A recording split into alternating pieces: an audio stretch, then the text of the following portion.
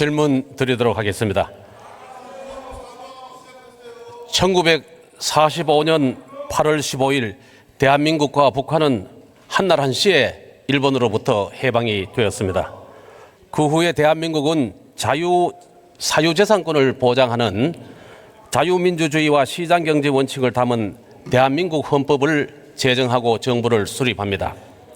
반대로 북한은 사유재산을 금지하는 현재의 조선민주주의 인민공화국 사회주의 헌법을 채택해서 공산독재 사회주의의 길로 접어들었습니다.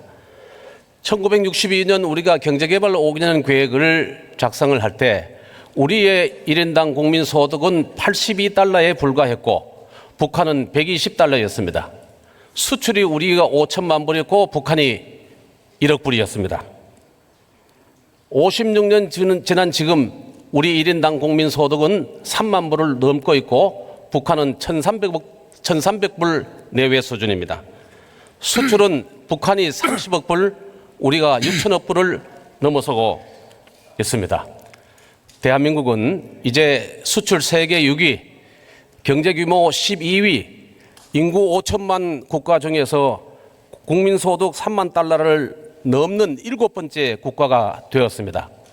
그런데 문재인 정부 들어오고 2년여 만에 이러한 한강의 기적이 뿌리부터 흔들리고 있습니다. 철진한 사회주의 이념의 소득주도 성장 실험 때문입니다.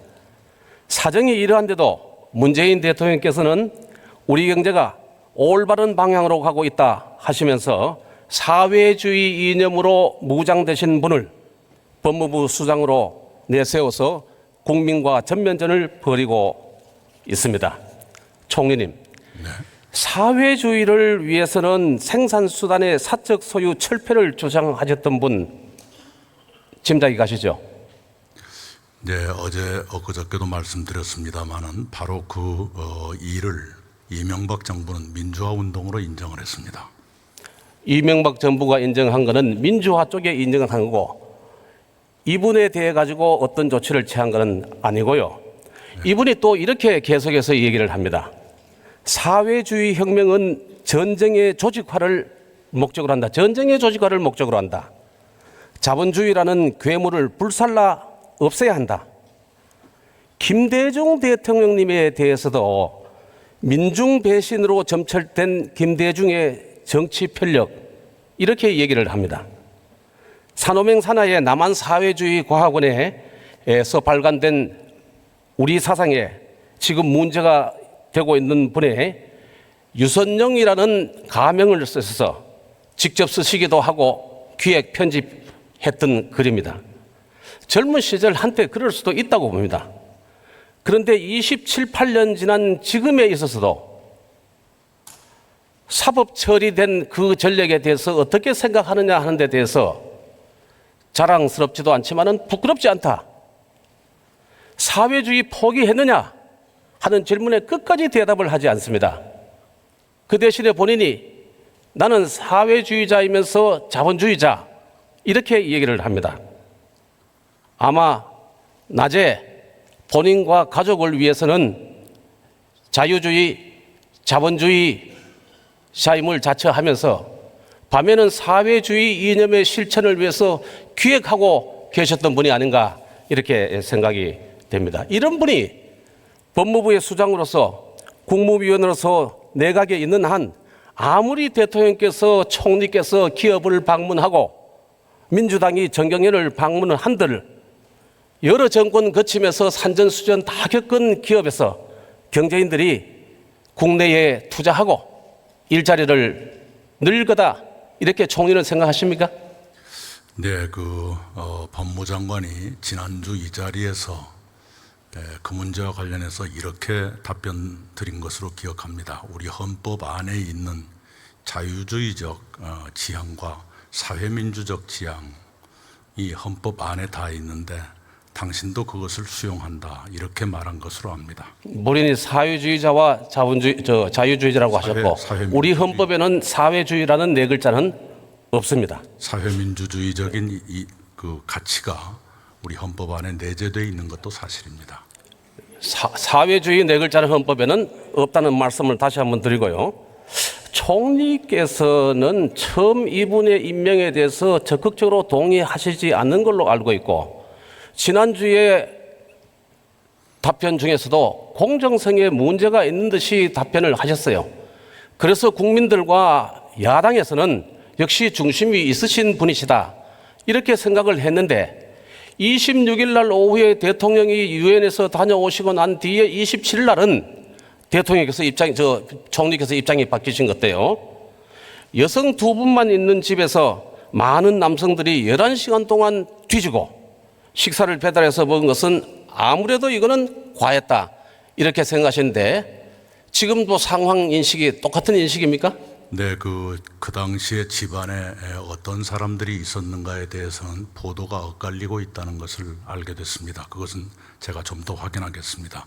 압수수색이 11시간 계속됐다, 식사를 배달받았다, 이것은 사실로 확인되고 있습니다. 가족 두 분 이외에 아드님도 계셨다고 합니다.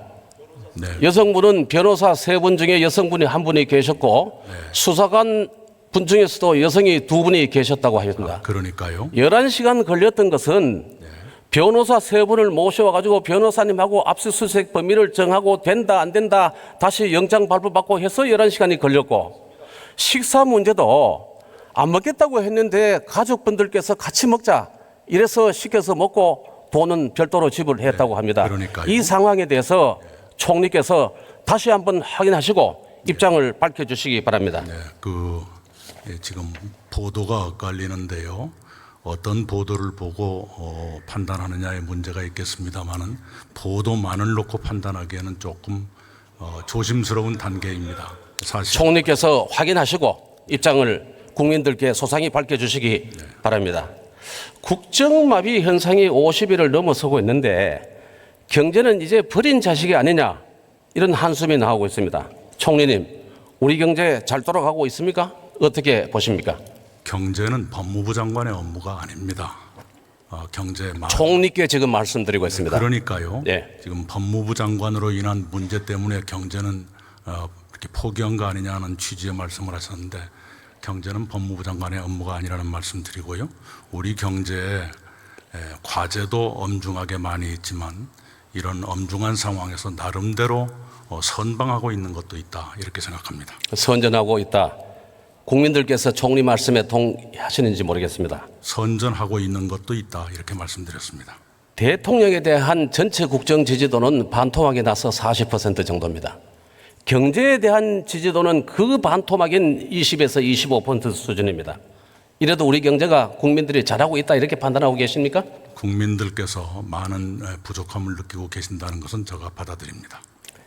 이 정부 시작하면서 청와대 일자리 수석 만들고 일자리 상황판 만들어서 국민들께 매일 보고할 듯이 하셨습니다. 저소득층의 소득을 올려가지고 빈부격차를 해소하겠다고 하셨거든요. 총리님, 일자리 늘었습니까? 네, 8월의 고용 통계를 보면 취업자 증가 45만 명, 고용률 역대 최고, 실업률 통계 작성 이후 최저, 이 세 가지가 개선된 것으로 나타나고 있습니다. 이 정부 들고 2년 동안에요, 17년 8월, 금년 8월 비교해 보니까요, 하루 7시간 일해서 일주일에 36시간 한 200만 원 받는 풀타임 일자리가 118만 개 줄어들었어요. 60세 이상에서 늘었습니다. 그 밑에는 줄어들었습니다. 8월 달에 45만 명 얘기하는데요. 그거는 작년 8월에 대비해서 금년 8월의 숫자입니다. 작년 8월은 2,500명 밖에 늘지 않았던 겁니다. 기저효과하고 그 다음에 정부에서 세금 쏟아부어서 파트타임, 아르바이트, 노인 일자리 이렇게 해서 늘린 겁니다.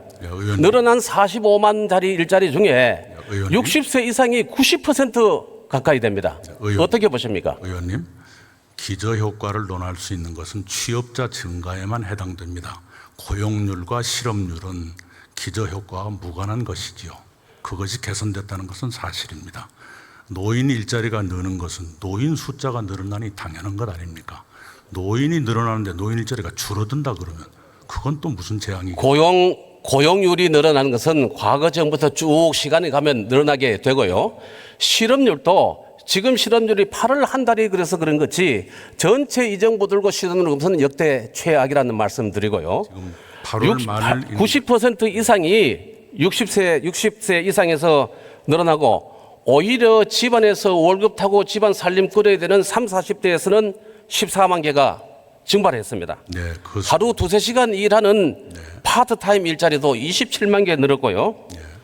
민간에서 제조업 제대로 된 일자리, 금융업의 일자리는 7만 개 줄어들고 그 자리를 돈 한 푼 안 받는 집안의 농사 일을 돕는 농업 인구가 그 자리를 메웠습니다. 농업 국가로 가는 것 같습니다. 한번 고용의 질인지 아닌지 한번 설명해 주십시오. 60대 이상의 일자리가 많이 늘어난 건 아까 말씀드린 대로 고령자들이 늘어나기 때문에 필요한 일이고요. 단 60대 이상의 일자리 증가 중에 민간 분야에서 늘어난 비율이 훨씬 많다는 말씀을 드립니다. 40대와 제조업에서는 일자리가 줄었습니다. 그런데 감소폭이 둔화됐다. 이 말씀을 드리고요. 다른 연령층에서는 모두 취업자가 늘고 있고 고용률도 늘고 있습니다. 네, 그렇게 그 이전에 통계 한번 보겠습니다. 이전 정부에서 1년에 늘어나는 게 36만 개씩 늘어났습니다. 8월 달 아니고 이 정부 들고 늘어난 것이 16만 개 정도 늘어나서 다 합치면은 반 수준이 되고 있습니다. 고용이 취업자가 늘어나는 속도가 확 떨어지고 있는 내용입니다. 생산 활동 인구가 줄기 때문에 생산 활동 인구가 주는 거기에서 한 2~3% 주는 거는 인정이 되는데 이거는 제대로 된 일자리가 확실하게 줄었고 정부에서 세금으로 썰어놓은 돈을 부었기 때문에 일자리가 분식되듯이 이렇게 늘어났다. 이런 것이 전문가의 분석이라는 말씀을 드리고요. 소득 수준 한번 말씀 보겠습니다. 저소득층 소득 늘어났습니까? 네, 1분위의 소득 감소가 멎었습니다. 2분기 통계를 보면 그렇습니다. 그리고 2, 3, 4분위는 늘어나고 있습니다. 2년 동안에 계속해서 보면은 소득 수준 낮은 쪽에는 월 12만 원 7.6% 줄어들고 고소득층은 한 달에 114만 원씩 늘어나서 이전 정부에서 늘어나던 줄어들던 소득 격차가 역대 가장 많이 늘어나고 있습니다. 저소득층 분께 한 말씀 하시죠. 네, 언제나 말씀드립니다만 고통을 겪고 계시는 국민 여러분께 늘 미안한 마음을 가지고 있습니다. 저도 가슴이 몹시 아픕니다. 더 노력하겠습니다. 경제 성장의 세 축이라고 할 수 있는 수출, 투자, 소비 모두 최악입니다. 기업의 1분기 해외 투자가 전년 동기보다 50% 늘었다고 합니다. 2, 4분기도 13% 늘어났습니다. 반면에 외국인의 국내 투자는 금년 2, 4분기에 38% 줄어들었습니다. 한국의 엑소더스라고 언론에서 얘기를 하고 있고 믿었던 수출도 10개월째 마이너스, 소비도 횡보하면서 14개월째 횡보를 하고 있다는 말씀을 드립니다.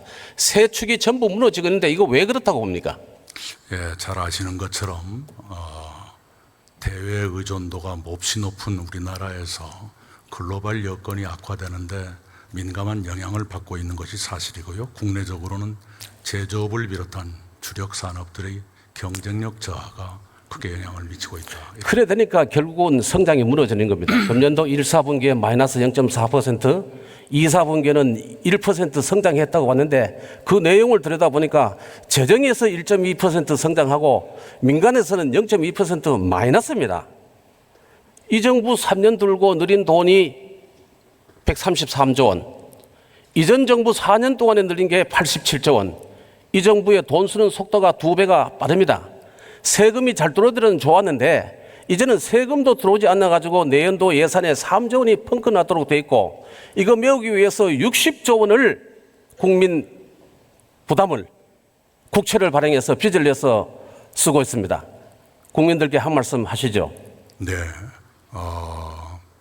세계적으로 경제가 급속히 감속하고 있고 국내적으로도 몇 가지 어려운 문제들에 부닥치고 있습니다.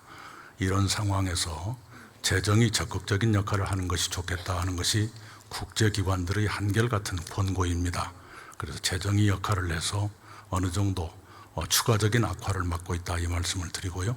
의원님 염려하시는 재정의 건전성 문제는 아직도 국가 부채가 GDP에서 차지하는 비중이 40% 선으로 상당히 양호한 편이다. 재정 건전성은 저희 정부에서도 몹시 의식하고 있다. 이렇게 말씀을 드리겠습니다. 재정은 보완적인 성장책이 되어야 되는 겁니다. 재정으로 계속해서 연년세에서 끌고 갈 수는 없는 겁니다. 이 정부 말에 들면은 국가 채무가 1,000조 원이 넘는다는 통계가 나와 있고요. 총리님, 이 징비록 민부론 이거 한번 보셨습니까? 네, 저한테 보내주신 걸. 예.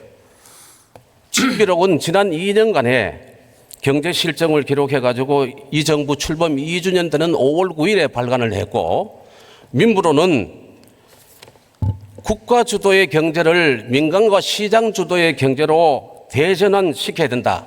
그래서 정부 규제 없애고 기업에 대한 억압을 없애야 되고 헌법에서 정한 개인과 기업의 자율과 창의를 보장해 주기 위한 이런 내용입니다.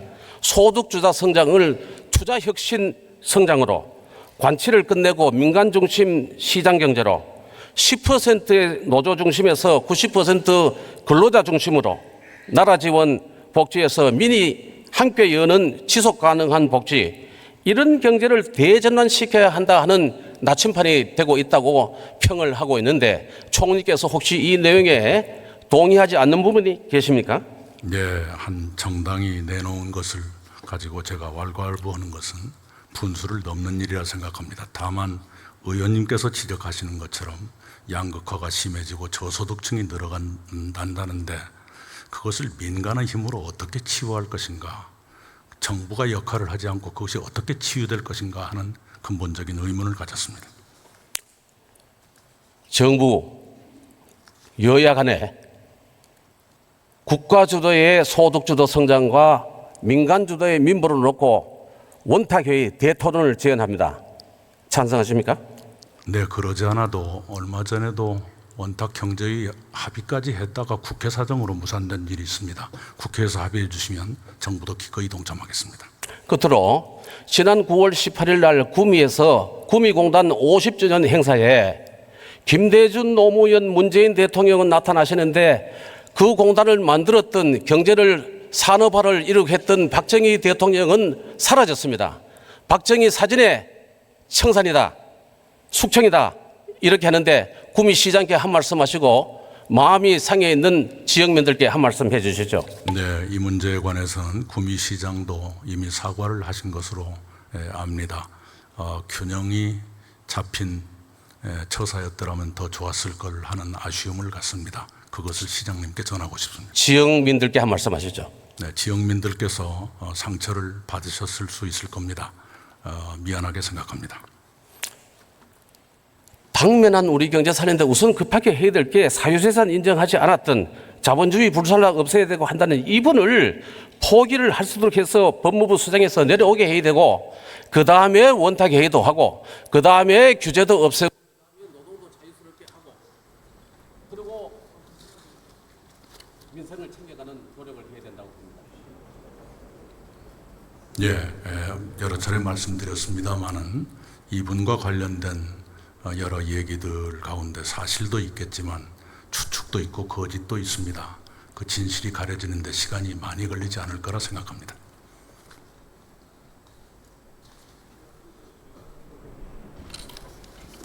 경청해 주셔서 감사합니다. 알아듣습니다.